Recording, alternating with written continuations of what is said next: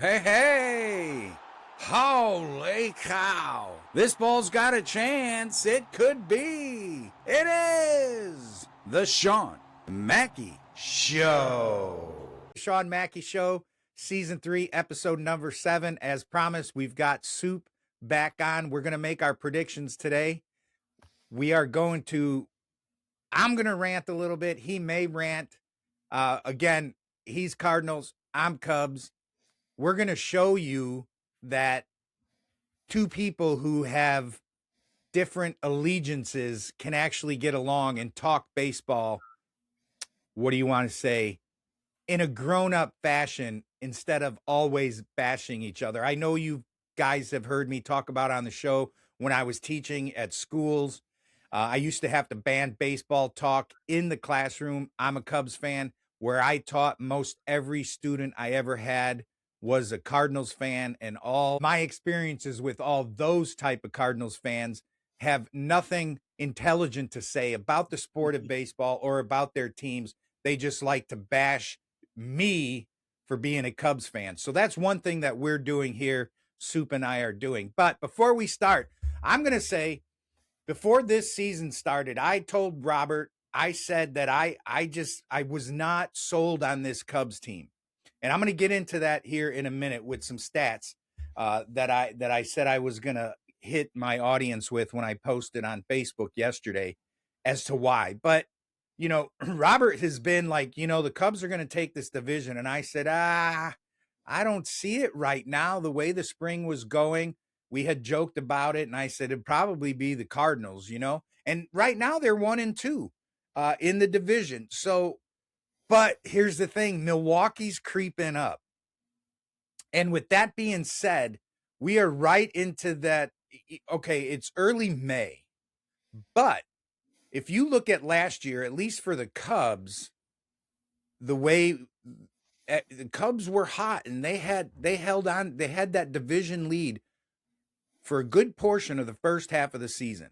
And everything then fell apart afterwards. This is why I'm not getting ready to get excited. I love this team to death, but as you all know, I'm very critical of my sports teams, especially management. And I think the Cubs are winning in spite of some of the decisions Craig Counsell makes. What do you think on that? I think Robert? That's true. I think, I don't know, for whatever reason, he can't leave the lineup alone. I think it's pretty remarkable where the Cubs are at, considering all the injuries they've had to their pitching staff.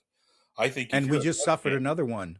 You have to feel very fortunate you're here when what would you say? 60% of your staff's been on the disabled list. Yeah. And I know you had said something too about how the Cardinals are surprising you because the kids are really playing this no-name team that your GM put together.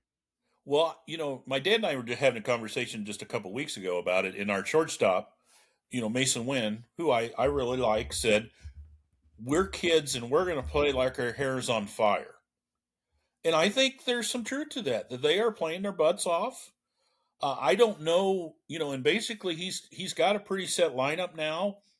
And Marmol, was the same thing. I criticized Counsell, can't leave the lineup alone, and he's pretty consistent lineup. So I guess I have to attribute to John Mozeliak just wouldn't leave him the hell alone.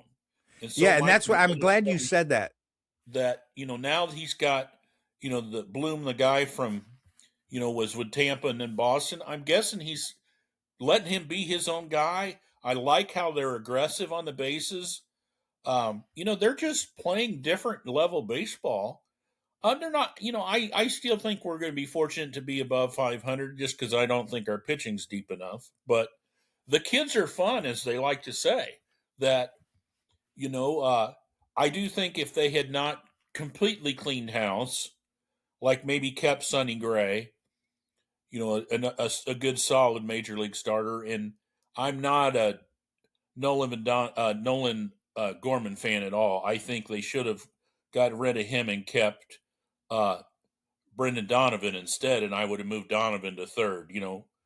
The rookie shortstop is so far everything that's been advertised, and the biggest difference you have to say is finally maybe Jordan Walker's living up to the hype and the expectations. Yeah, And because there was a lot of hype surrounding that there kid was, for the and past 4 or 5 years. he's still only 23. He's actually younger than Mason Wynn, and he's just a few months older than our rookie second baseman. So, when you look at it in that perspective, he still was awfully young and raw. So, maybe they found what they need, and he really is a good solid outfielder with a really good strong throwing and accurate throwing arm. So there's a lot of upside. I probably would have been guilty myself to probably move him when he still had some value last year or prior to the season. That's one, always hear that expression, sometimes the best trades are the ones you don't make. And that may be one that they've been patient with him and now they're reaping the rewards. And, maybe Nolan Gorman will be the next year one. But I was a big Brendan Donovan fan, and I'm sorry that they moved him on. And like I said, our starting pitching is decent. Our bullpen is decent on the back end. The middle relief is what's killing us. The first two starters, Libator and McGreevy, are solid. I think if you had Gray to go with those guys, we would be decent. But I think we'll go as far as our pitching, and I just don't think it's very deep. So I think we'll fall back to the pack, and you probably finish at or near 500 unless, these guys all, are, developing way above their age. And then, and that's the thing is you got a bright plan for the future. And I think that's something to be said. If you've got Bloom in there now and he's letting Marmol be his own guy, and we know meddling GMs can hurt a ball club. And not just in baseball. Any sport, really. Yeah. But I like to go this other way with the Cubs, because they got a fucking guy, a GM now in Jed Hoyer. I just don't know if I've been critical of him in the past, and I just don't think he has a clue. Hunter Harvey suffered. Now he was signed to a 1-year deal. He was like supposed to be a middle rotation kind of guy, solidify that bullpen. And he's been hurt, and now he just suffered a setback. And I just don't see Hoyer doing anything. I've heard rumors that maybe they're in on, like, they've talked to the Mets about Freddie Peralta. But he's going to wait. He's going to wait again until the trade deadline. And then if it's like last year, the price goes way up. Yeah. And then if you end up like last year when they signed Soroka and a guy comes in his first freaking start with the Cubs, he gets hurt. He's gone for 15 days, almost an entire month. Then they use him in the bullpen and he's gone and nothing happened. And that Shelby Miller deal makes no sense. I don't get it. You sign a guy to a 2-year deal. You're basically paying him millions of dollars to rehab, and you don't even know what you're going to get when it's done. And even healthy, he was not great. No, he had a couple of years, and he's been with the Cubs before. So it's like if you got rid of him at one point. Think I realized that the Cubs had him before. Yeah. We drafted. And like I say, and here's a perfect example in today's game. I think the Cubs are winning in spite of what Craig Counsell does. Yeah. Now, in the newest 10-game win streak, there were some managerial decisions that could have really come back to bite Craig Counsell in the ass. I know in one of those games, and I don't have the stats pulled up because we're getting into our predictions and everything, so I'm just going off of memory. But I know in one of those games, at some point, he had pinch hit for the DH and then moved the DH or moved the third base to, Soup has been stopped recording. What the hell happened? Soup, you back? Yeah. Yeah, it just told me. All right, so. Might be my computer on my end. Could be. So. It could be. So, I just know in this latest 10-game win streak, Craig Counsell has made some goofy-ass moves. Here's the one that I remember specifically. So last Sunday, Palencia comes off of the IL. He pitches in a game. He's fine. Cubs are winning, whatever. Two days later, it gets to a save situation. Cubs are up 4-2, and Craig Counsell brings in Corbin Martin. Now, from what I had read in offseason, that Corbin Martin, supposedly it was tailored as if this guy was some kind of former great closer who kind of just dropped off. Well, I went back and looked, and he's not. He's got 3 years in the league, and he's got really shitty ass stats.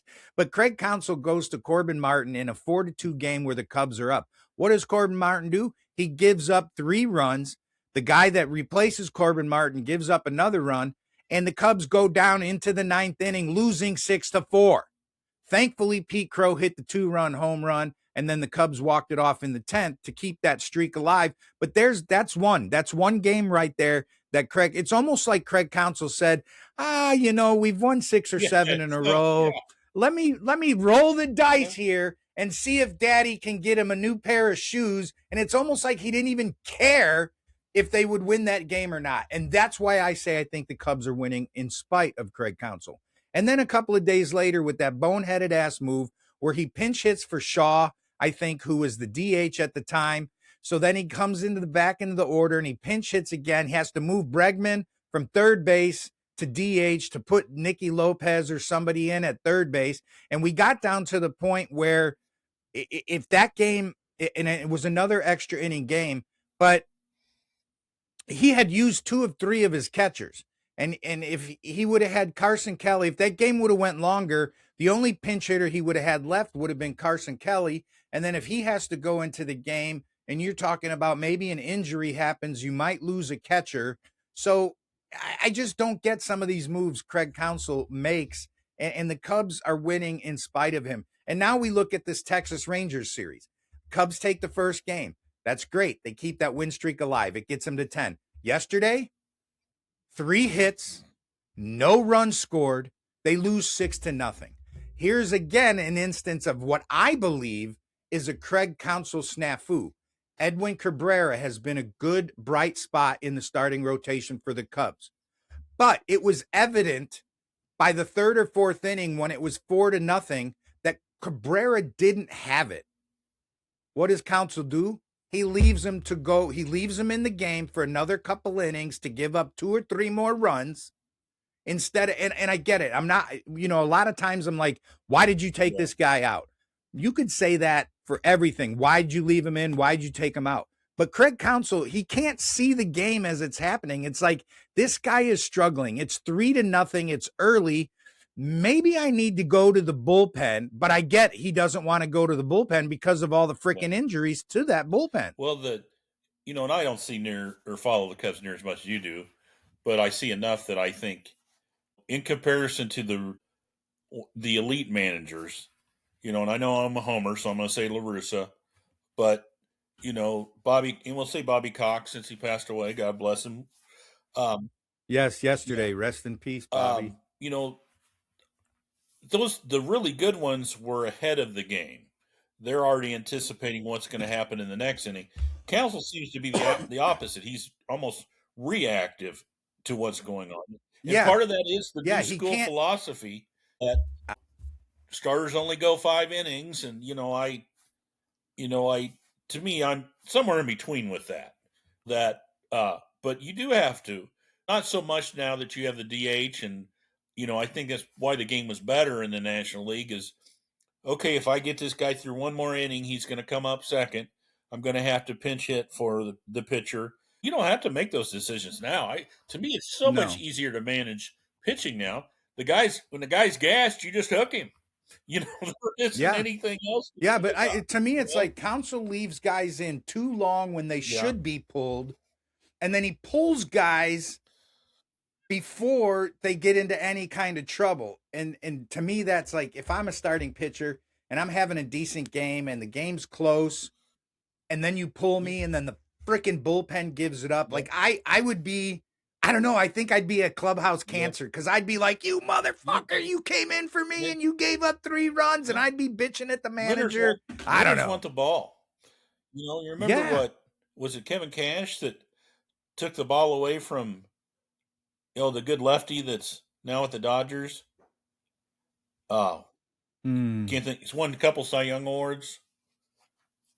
I guess. Shit, it escapes me too. It's not Snell. Yeah. He just came back. He's right-hander. No, you're right. Blake Snell. Is it Snell? Yeah. You remember in the playoff Blake games? Snell. He took him out. Yeah. And then they just got shelled, and you could. And then it just all went to shit. You could see Snell. He, before he ever even left the mound, he was pissed. He didn't want to come out of the game. and then, and I remember a playoffs, gosh, 20 years ago probably, where the Red Sox left Pedro in too long. So it's a tough decision, but I always felt yeah. like as a manager, you should leave it up to the starter to win or lose that game. I will give him the opportunity of talking me out of taking him out. If I go out there, it depends on who it is. If it's John Smoltz, there's a long leash. If it's somebody else and he says, I'm not coming out of this damn game, all right, get your ball. I get that. But if it's a guy, that, waivers and, hits that imaginary wall. I don't know, maybe pitches, I feel okay. Yeah, like he's not too sure. It's like, okay, I'm taking you out because you're not confident enough for me. But here's another, and we talked about this last week. Here's another managerial decision. Like I said, Craig Counsell moved Moises Ballesteros into the second spot in the lineup. Right now, for May, and I talked about, for May, Ballesteros is 2 for 23. So you just took a young kid who you had been hitting 5th, 6th, 7th in the lineup, who was hitting the shit out of the ball, who had the greatest confidence, and you move him up in the lineup to a spot where he probably shouldn't be simply because he had been producing, and now he's 2 for 23 for May. Well, to me, the easiest damn decision managing the Chicago Cubs is who should be batting second. You've got a guy named Nico Horner who was built and designed to be a number 2 hitter, in my opinion. The thing is, he's got him leading off now. And if I were to look at Nico Horner, he got his first hit in probably the last 5 games. So he'd started struggling. That kid's, the 2026 version of Sandberg, if you ask me. He's exactly where batting second is exactly where he should be. No, he's good enough. If you had to, you could bat him 4th. But I like really staggering a lineup left, right, left, right, left, right. Now that you can't bring in the specialized relievers just to get out the lefties. Right. Because they got to face. You're a little right-handed heavy, so I can understand, Bregman being 3rd or 4th, so you might have 2 or 3 in a row. But, Bush should be batting 4th or 5th. Ian Happ should be batting dead last because once again, today's game, he came up 2 outs. Nico Horner on second base, strikes out on 4 pitches. He certainly shouldn't be batting 4th. I might have him 7th, but I'm with you 7th or 9th. I would have Armstrong leading off. There would be no debate with me. Armstrong would be with my that leadoff speed, hitter. yeah. And I'm telling him, take strikes, get on base, run your ass off, and the power is just going to happen. I don't want him trying to hit for power. I want him to try and hit line drives. And I just think that kid was just born to be a leadoff hitter. At least you hit the line drives, the power will come. I always told you, unless you're an elite, incredibly strong athlete like Giancarlo Stanton or somebody like that, home runs just happen when you just hit it right. Most of the time, what kind of career could he have had he stayed healthy for the last 5 or 6 years? Well, I mean, I think he's on the IL again. Yeah. Just great hitters. They hit the ball where it's located and what the best thing to do with it, the type of pitch and the location. A lot of times when they're that good and they're that strong and they hit it just right, it ends up going 450 feet. But there is nothing wrong with any hitter hitting screaming line drives to left center, right center that, are stand-up doubles. Keep the merry-go-round. Keep it going. Keep it going. Pass the baton or pass the bat, as they say. Next, run, next, run, next, run. But I get it. And it's a long season. But here's before we make our predictions, here's something that I wanted to bring up. And this is this is why I'm going to have a tough time picking who wins the Central. I am a Cubs fan. I have been for 55 years, or let's go 52 because I remember things as far back as the age of 5, right? But it's May, and I was looking at it yesterday to prepare for the show, And let me pull up my notes here. And everything we do, I'll roll it across the screen. But I made some notes yesterday because I was doing a little digging, and I God love the internet now, and that you can go back and find things. So last season, on June 26th, 2025, the Cubs had a 2.5 game lead in the National League Central. Now, that's June 26th. Prior to June 26th, their lead had been somewhere up like 5.5, 6.5 games at the top of the division. On July 26th, 2025, 1 month later, the Cubs were behind by 1 game to the Brewers in the National League Central. By the end of August, when it mattered most, on August 26th of 2025, the Cubs were 5.5 games back in the National League Central from the Milwaukee Brewers. And that's where, now they went into slumps, but that's where Craig Counsell couldn't figure out his ass from a hole in the ground. Now you look at the first year he came with, and he had the same managerial record that David Ross had the year before. So as critical I was about Ross, you could have kept fucking Ross and had the same damn record. And then Counsell comes in, and between early June and the end of August, the Cubs went, it was a 13 or 14 game switch. They were up by 5.5 to 6.5 games. And by the time the end of August rolls around, they were down by 6.5 games. They never got it back. They ended up with the wild card because they couldn't win. And that's why, as much as I love the Cubs, it's hard for me to say that they're going to win this division. And Milwaukee did turn into a house of fire then end of the season too, though. So it wasn't just the Cubs, were not playing well. That was true, but Milwaukee, man, they just got on fire. They did. They did. But it was nice to see after they beat the Cubs and they held up the L flag at Wrigley that they got swept by the Dodgers, So that was little retribution, I should say, on there. But so it's just wait and see. And realistically, when I look at this Cubs lineup, you got Ballesteros in there now this year. But otherwise, the only difference is you have Bregman instead of Tucker for Turner or Tucker. That's it. Everybody else is the same. And Bregman, he's coming on a little bit and he's providing some leadership qualities, but he's not, it's not like he's doing anything lights out. I personally think he's a little overrated.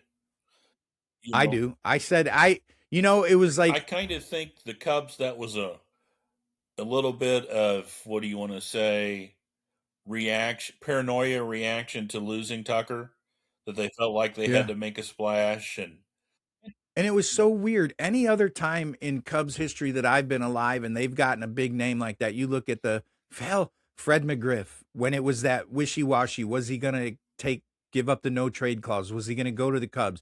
And when they got him, I was like, yeah, hell, even when that year when St. Louis released Gaetti and we picked up Gaetti and he was lights out for the last part of the season, it was like, yeah, okay. When they signed Alex Bregman, I was like, I think, isn't the dude, he's like 32 years old or something like that. Like I said, he's good. He's not great, and I think they need the left-handed bat more than they need the right-handed bat, but that's just my opinion. It's kind of funny. Yeah, let me check and see. Probably the two most important trades that both, and I take that back, maybe one wasn't a trade, but the Anthony Rizzo thing, it's kind of that was a trade. Under radar trade when he came. I think it was the Padres that they got him from. Yeah. And see, that was Epstein seeing him and his future potential. And they had Adrian Gonzalez, and although Epstein was expendable, and I think the Cubs gave up a first round pitcher for him. I can't recall right now, but they might have. They might have been so long ago. But see, and that's, everybody thought Hoyer was learning and being groomed or mentored by Epstein. And I just think Hoyer was just like, yeah, whatever. I'm going to do it my way when you're gone, type deal. And it just sucks. It's not there. And you signed Alex Bregman to a 5-year deal. He's 32 years old. Realistically, you start to you could lose that time. Yeah, really. Yeah. And you could lose. He could have 1 or 2 good years. By the time he's 34, 35, you could be looking to get rid of him, and then you wasted 170 million or whatever you signed him I think for. it's fair to say it's be very comparable to what we had with Nolan Arenado, a great player who probably has more good years behind him than in front of him. I think Bregman, that's a fair comparison, except I think Arenado was better. But I think they're kind of the same parallel, of their careers when we got Arenado and the Cubs got Bregman. But I think it was a little bit of reaction to, losing, Tucker to the Dodgers. I think it was a little bit, if you want to say, I don't want to use paranoia. That's probably a little too strong, but certainly a reaction. Well, and it's fine because Tucker's really not lighting anything up now anyway, so it was fine. At first, I was like, keep the guy. Maybe this is the season he has a resurgence. But after seeing what he's done in L.A., forget it. He's not Larry Walker. He's not worth that kind of money. No. No.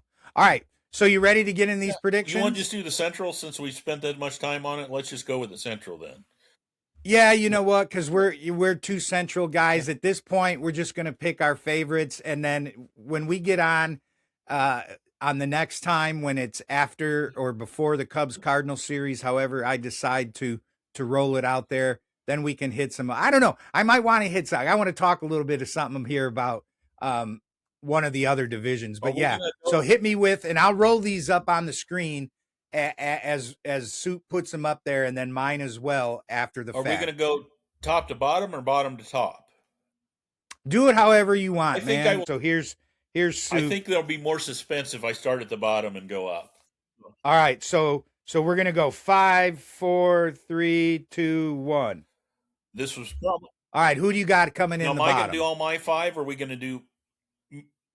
No, you do your 5, and then I'll do my 5. Well, this is probably not a surprise for anybody, but in last place, once again, I'm going to go with the Pittsburgh Pirates. Okay. I would like to see them do better. I know they had some good young talent, but they seem to always find a way to lose by the end of the season. Well, in the last 2 or 3 years, they start out hot. You start looking at the standings, and you're like, why is Pittsburgh so good? And you get to about 25 games in, and then they're just like, what are we doing? We're Pittsburgh. We're not supposed to win, And it just goes downhill. I get you. Okay. Go ahead. Now, as much as this pains me to do this, and I did this before the season started, I told Mac, have it here on paper. Okay. If no one wants to believe me, we can have the ink analyzed for when it was written. For how old it is? It looks like it was written. Prior to the season, I picked 4th place, my beloved St. Louis Cardinals. Oh, I think that's not. See, and I told you at the beginning of the season that they would be a little bit better. And then for that first month, they were they were better than the Cubs at the top. I used to joke with you. I said, told you, Robert, they're still, but okay, that's a tough one for you to call. I get it. I know your heart's thumping a little bit right now. I honestly feel a little betrayed that I've been betraying my Cardinal Nation a little bit, but I get you. We're trying to be right here. That's what we're going for. We're trying to be right. Yeah. This might be the most controversial, but I am picking the perennial frontrunner Milwaukee Brewers to drop to 3rd place this year. Oh, okay. 26 season. All right. I like it. I know they seem to always get it to, the opposite of the Pirates. They seem to always get it together and play great baseball at the end of the season. But at some point, I think they got to run out of luck. It may not be this year, and they're starting it now. So let's hope that luck runs out, as you say, like by the end of next month. Because if they continue from where they have the last 2 weeks and continue to stay hot. Okay, so drum roll. This will tell you who's number 2. I am going with number 2 in the division. I am going to go with the Chicago Cubs. Okay. I do think they will probably make it into the postseason with one of the wild cards, but I think they're going to finish 2nd. Okay. So that, process of elimination for my pick for the champion of the National League Central Division for 2026 is the Cincinnati Reds, led by Tino Terry Francona. I think he's the best manager in the division, Tito. and I think Well, and finally get those Reds back together. So, and folks, that's how you know he made these predictions before the season started, because 1 week ago, maybe a week and a half ago, Cincinnati was leading the division. Now they're dead last, and I've seen reports that Cincinnati may be thinking about or entertaining the idea of parting ways with Tito Francona. If they do, he will be out of work for about 24 hours. Well, there's a few teams that can definitely use him. All right, so Soup has got number 5, Pittsburgh, his beloved Cardinals at number 4, Milwaukee at number 3, my Chicago Cubs at number 2, and the Cincinnati Reds number 1 in the division. All right. So, and I hate to do this, but the last couple of seasons and the way the Cubs organization is built and run, I think Milwaukee gets hot and stays hot. I think they win that division again. And I know we were going bottom to top, so I let the cat out of the bag already. I'm going to say Milwaukee's number 1. Well, you can go the other way. That's fine. Let's just and I don't know. I think Pat Murphy was the catalyst behind what Craig Counsell does or did in Milwaukee, and after getting to the National League Championship Series last year, they're kind of desperate. They're hungry. They've never won anything, and I think Pat Murphy's the type of guy that figures it out. And we've seen the early slumps with Milwaukee, but now they've just crept up to number 3. Well, you might be onto something there. That Murphy may be the guy that deserved a lot more credit, and Counsell got more credit than he deserves. You might be right on that. Yeah. Yeah, because if you look at it, Counsell was hired by Milwaukee in 2015. He hired Pat Murphy by 2016. Yep. And that's when all the good years under Craig Counsell started. So I'm going with that. So now let me hit you with, and I'm right there with you. I think for some reason Pittsburgh's going to end up dead last in this division. They start out hot. They've got the young talent. They got Paul Skeens. We could talk in depth about how I feel about Paul Skeens. I think he's been figured out. I think he may end up being a flash in the pan. So they always find a way to lose. So I'm going with Pittsburgh. No matter what his season ends up, he still has the best looking girlfriend in Major League Baseball, though. Hey, man. And he's got a hot dog roller in his kitchen. You got to love a guy that he's like, I just want a good hot dog. And he puts it on the roller, probably goes play some video games for 45 minutes. And then the hot dog is perfect. So I'm going with Pittsburgh dead last. All right. So I'm not sold, even though Sal Stewart, my guy for a rookie of the year, he's kind of like evening out a little bit. He's still doing some good things. I think Cincinnati is going to end up in number 4 in the division. Now, do you think that will hurt him that he's playing third now instead of playing first? Do you think that will hurt his candidacy any, or is... I don't know. I'm not even sure. He played first all throughout the season, and it might help. I mean, if and I don't even know what his natural position is, but if third was his natural position type thing, maybe he gets into a groove and he starts swinging the bat a little bit better, but he's still doing some pretty good things.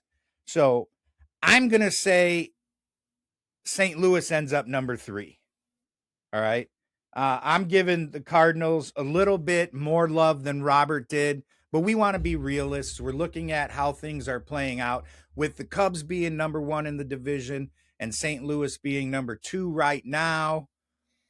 But again, like I talked last year, there was that big meltdown. I don't know if Craig Counsell figures things out. One more injury to the pitching staff and Jed Hoyer does nothing. But I still think maybe the Cubs squeak by and hold on. I think one thing optimistically with the Cubs for number 2 in that wild card. If what pitching can get healthy does get healthy, they could go on a huge surge. They really could.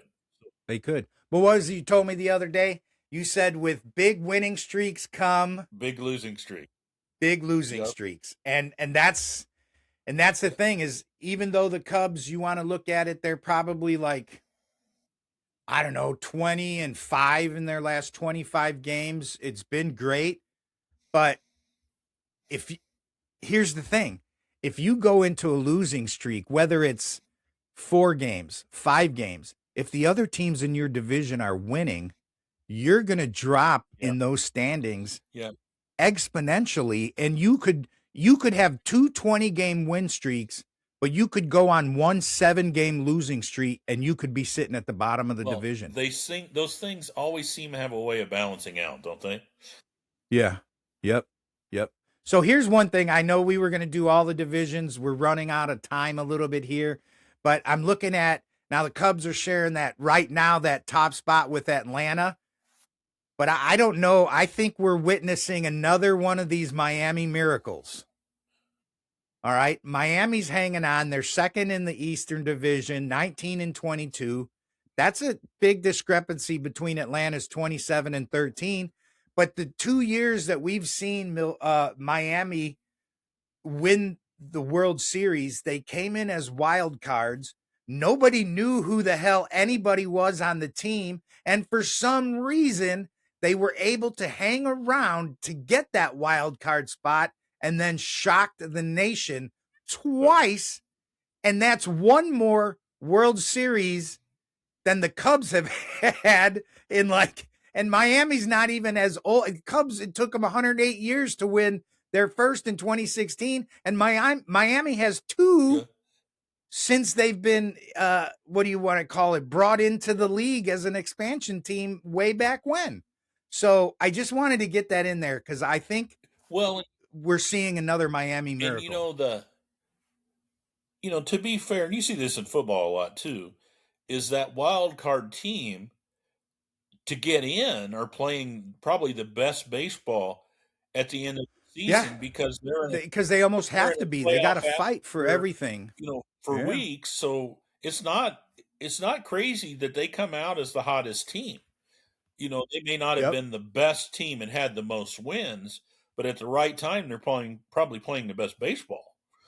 Yeah, and I know in that West, the Dodgers, they're not running away with it anymore. For as bad as a couple of the Padres are playing, I don't know what's going on with Tatis Jr. And he hit a home run. I saw he hit one. He's got 1 home run. And then that crazy, didn't he give up a freaking Little League grand slam because he misplayed a ball in right field? He's just, well, he got busted. Didn't he get busted on those steroids? So now maybe he's not juicing up. Could be. And so, but I don't know. I think Arizona's another one of those teams that always hangs around. Arizona, they're the little overachiever. You know what I mean? Yeah. That nobody gives them a chance. They're a bunch of guys you've never heard of, and they're scrappy and then at the end of the season, they're right there. I mean, I guess you have to give. And if I'm not mistaken, if I really went back and looked at the game logs and the stats, I really want to say that late in that last season, before that big swing between the Brewers and the Cubs for that 13 games, I want to say for the Cubs, it started with a series against Arizona. They should have absolutely had beaten Arizona 2 out of 3 or 3 out of 4, whatever it was in. And I think we lost soup again. And I think if I remember correctly, they lost 3 out of 4 or got swept by Arizona. And that's when Arizona kind of came on. I think I got all right. I'm back again. So. Yeah, and it did. And that's fine. I'll fix it in editing. But what I was saying to you was, if I remember correctly, it was late in the season last year when the Cubs were playing Arizona, and they should have absolutely had beaten Arizona. And I want to say they lost 3 of 4 or got swept by Arizona. And then that's kind of right when Milwaukee crept up and took the lead, went into first place. And that was a big part of that 13-game turnaround, where the Cubs went from, up 6.5 games to down 6.5 games within that last couple of months. There's been consistency in Arizona. I think Troy Lovullo probably is the longest tenured manager in baseball now. So he might be. That's the turnaround that we see. How absolutely. Many we get? We've lost. Did we lose 2 this year already?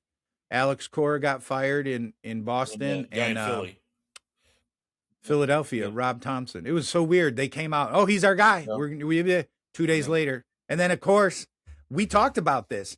Sometimes that shift in manager, would they win 8 of 9 or 7 of 8? Philadelphia did when Don Mattingly took over. And I think maybe Thompson had lost that clubhouse. Well, you're maybe right. Nick Castellanos was right.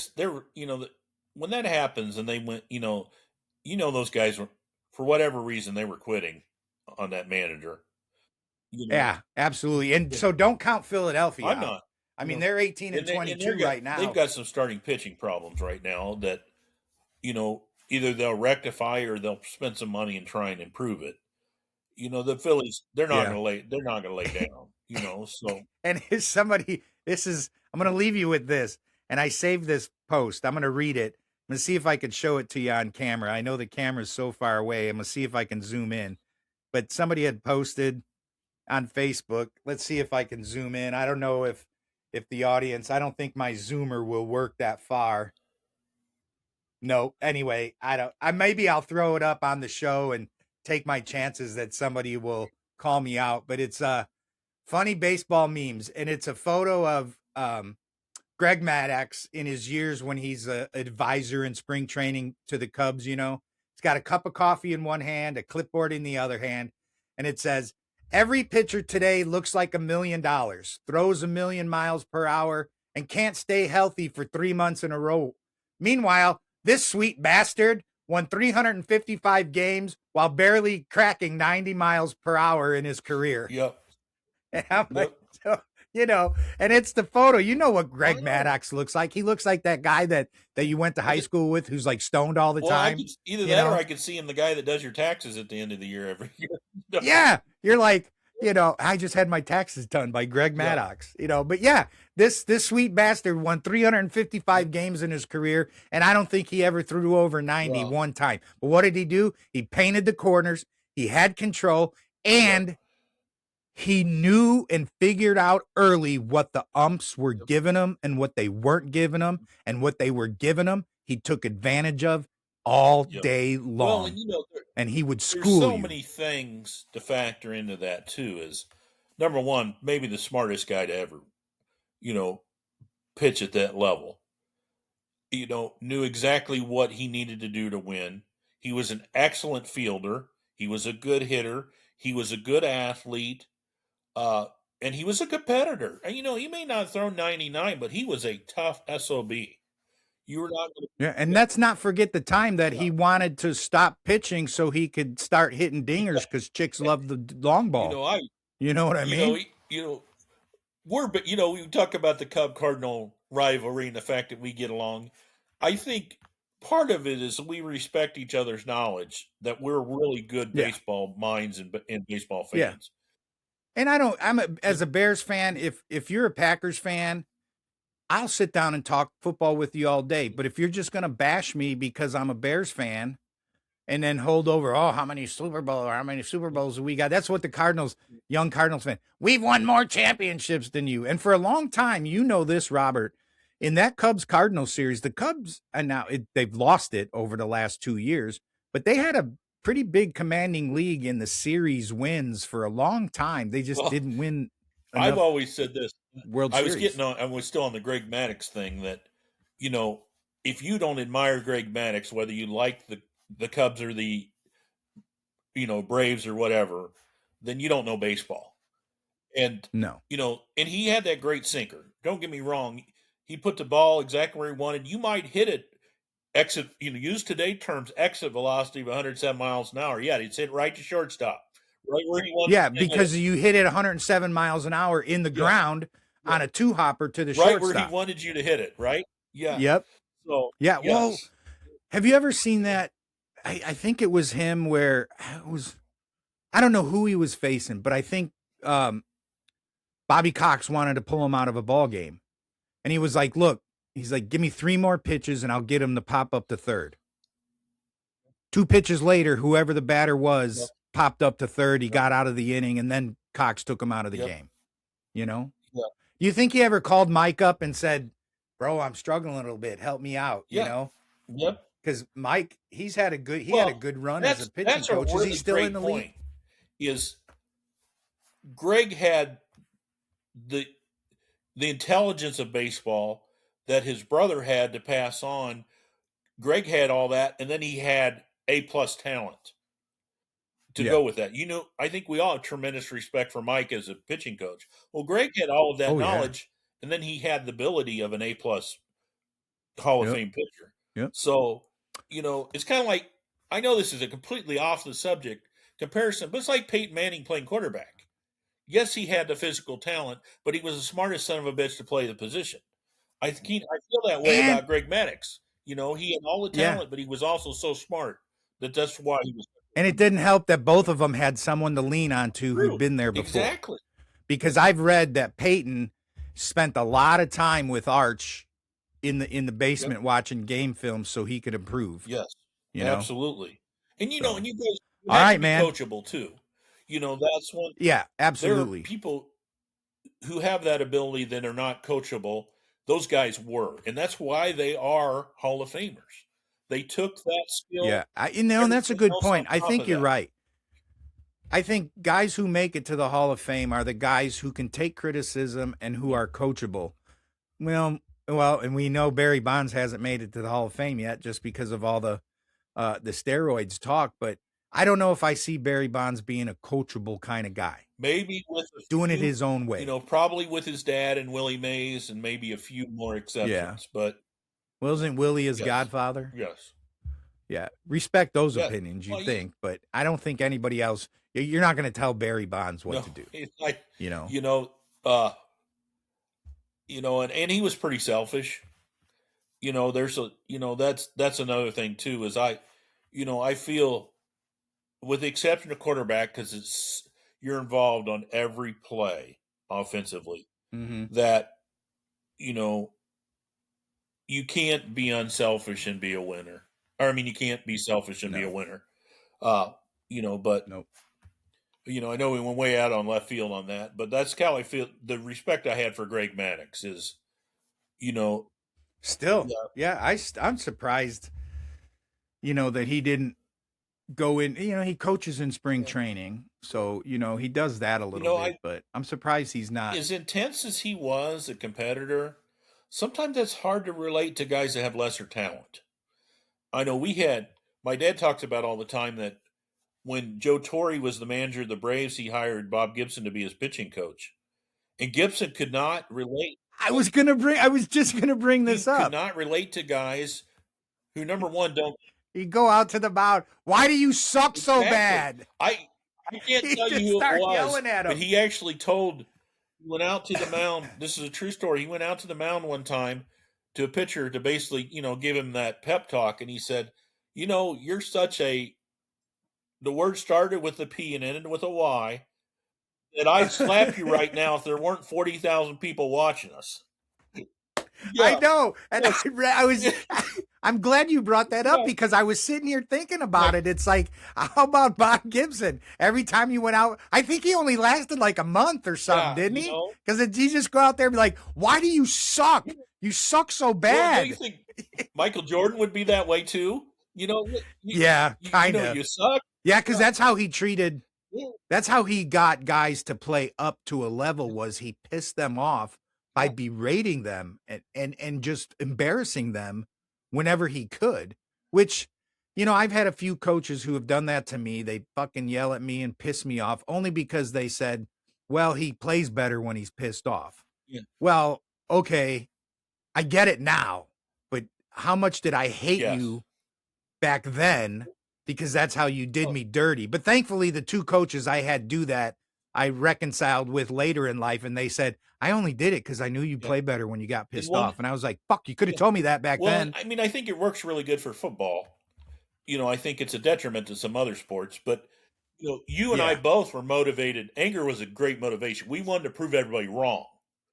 Absolutely. I still, to this day, I'm still that way. There are other, to me, make it as short as I can. I really kind of feel like there's three different philosophies. The one where you make somebody so mad that you motivate them to prove you wrong. Then you have two where they just don't have any confidence, and you've got to lift their confidence. And three, you got somebody who's just lazy, and you got to put their boot in their ass. And I think the hardest of the two are all is the same level of talent, and you have to coach them three different ways. Yeah. And I think the hardest of the two to coach is the kid in the middle with the lack of Yep. confidence, because it's very hard in certain sports to put kids in a position to succeed to get that confidence. You know what I Yep. mean? And So I did not have any significant coaching career. I've helped in spots, and I'm the middle guy. I'm the positive reinforcement guy that say you don't even know what you're capable of. We're gonna learn it. yeah. And Yeah. I feel in my coaching endeavors, I was a mashup of all three, only because I could read the room. You have to relate. So the guys I knew that needed the confidence, I'd always start out with like, hey, you did this really well, but here's what we need you to do. And I got you, you're going, and then the guys I see that needed that boot in their ass, I'd put the boot in their ass. And then you'd see the guys, it's like, every time I yell at this guy, he gets a sack or he goes out and makes a great block. So I'm just going to keep yelling at him. But here's what I did differently. I didn't wait until the end of a career when I ran into him later to tell him what I was doing. Some of those kids that I would piss off, that I would yell at and piss them off, right after that game, I'd put my arm around him and go, how you doing? I'm doing great. I think I had a great game. I said, yeah, I know. I said, because you play better when you're pissed off. So I'm just going to tell you now that moving forward, I'm going to do whatever I can to piss you off every game. And a lot of those kids would be like, oh, they'd take it as like a challenge. And they'd look at me like if they were having a decent game and I wasn't yelling at them, some of them would come off the field and look at me like, what are you doing? Wait, why are you waiting so long? And I'd be like, get on the sidelines, get on the bed, you son of a bitch, like that, just like, the middle kid, get out there. If you treat him like that, though, you shut him down, Some of them, yeah. Today, especially, so like you said, feel the room. I couldn't have put it better than that. Every kid's different. And some kids, are talented, motivate on their own. All you just do is get out of their way. They just do it on their own. Yeah, I mean, and that was, that was a big thing I've had with Craig Counsell. It's like he doesn't manage. He doesn't look at, you move the young rookie from 6 where he's hitting 340, you put him in the second spot. Now he's 2 for 23 in May. He's not reading the room. He's not looking at the individual talents and then sometimes the psychological aspect of certain players. I was thinking of, I don't know why, just Derrick Henry popped in my mind. I'm just thinking of physical talent. Do you think in Alabama they had to do a whole lot of coaching to him? Do you think they just give him the ball and get out of the way? No, it was just like, just give it to Derrick. Just give it to Derrick. He was probably like that in high school. I bet that kid's been doing that since 7th grade. Just give the ball to Derrick. Just give the ball to Derrick. What do we call him now, Coach? What are the plays we got for Derrick? You know what I mean? Of course, he's slowing down a little bit, but we'll have to see how the end of his career goes. But I think that's it for today, Robert. Right, I know we didn't hit him with our full-on East and West divisions, but we're two Central kind of guys. So I think we've got enough. We're going to get here in the next 2 weeks. We'll get into that Cubs-Cardinals rivalry. Series at the end of the month, I think. So. Yep, end of the month. Well, all right, I'd say next show we'll run through the others real quick because we're not going to spend a lot of time out of the Central most of the time anyway. So. No, and what we'll do too is I'll get you on there just before that series starts so we can also make our series predictions for the series between the two. So that way we've got some fuel for the fire after the fact when we get on. All right. So that's all the time we got today for the Shawn Mackey Show. We actually went a little bit longer. We're going to keep this show right around 55, 56 minutes. A little editing that I got to do just to, get some of the predictions we made scrolling across the screen and take out some of those gaps where Soup's internet kind of decided to go for a coffee run. And you know what? We're going to hit you the next time we're on together. Hey, and if, welcome to feedback. If you disagree with us, hey, that's okay. Just drop us a line. We'll talk. We'll chat. Just don't be a douche. You know what I'm saying? Just don't be an asshole and go right to the name calling. That doesn't work. No. That shows me that you're uneducated and have a conversation like Soup and I can have, regardless of who we root for. Because I tell you what, if the Rams had not have left St. Louis, we'd be on the same fence because he'd be a St. Louis Rams guy and I'd be a Chicago Bears guy. So when it comes to football, we'd be in the same spot. Have a healthy conversation with someone who's your adversary. Yep. Take the other point of view in if you can. Well, since you brought up the Rams, I've got to add one thing too. You know, we're talking about Counsell and Murphy. You know, thinking that Murphy doesn't get enough credit and Counsell got too much credit. Well, the St. Louis Rams, I feel like Dick Vermeil didn't get anywhere near enough credit, and Mike Martz got way too much credit for the success. Yeah, and Mike Martz was not good when he came over to Chicago. Boy, I think Jay Cutler shut down. He ruined Cutler. Wanted Cutler. Brother, what do I call him? The quarterback killer. I don't. You tell me. Remind me, because I'm not. It's not coming. The quarterback killer. The quarterback killer. And I think that's what he did to Jay Cutler. Yep. I was happy when they brought in Mike Martz as offensive coordinator. I was like, okay, here we go. Yep. And those were two of the worst seasons I had witnessed under Jay Cutler in a Bears tenure. And I was glad when they got rid of him, because he was terrible. You know, it works when you have Isaac Bruce and Marshall Faulk and Hall of Fame caliber weapons at all the skill positions. Yes. You know, when you have, you know, the Bears had above average talent, you know, it does not equate, you know. And I'd have to look it up, but I want to say, did Mike Martz ever coach after leaving Chicago? Not that I remember, no. Yeah. I don't think he did. Maybe that pushed him into retirement. He might be sitting there eating popcorn with John Fox, because John Fox really, I thought that was a good Bears coaching hire until it wasn't, and that was probably that was right up there with Mark Trestman as being two of the worst coaches in Bears history. Peyton Manning made John Fox look pretty good, didn't he? Yeah. So. Yes, he did.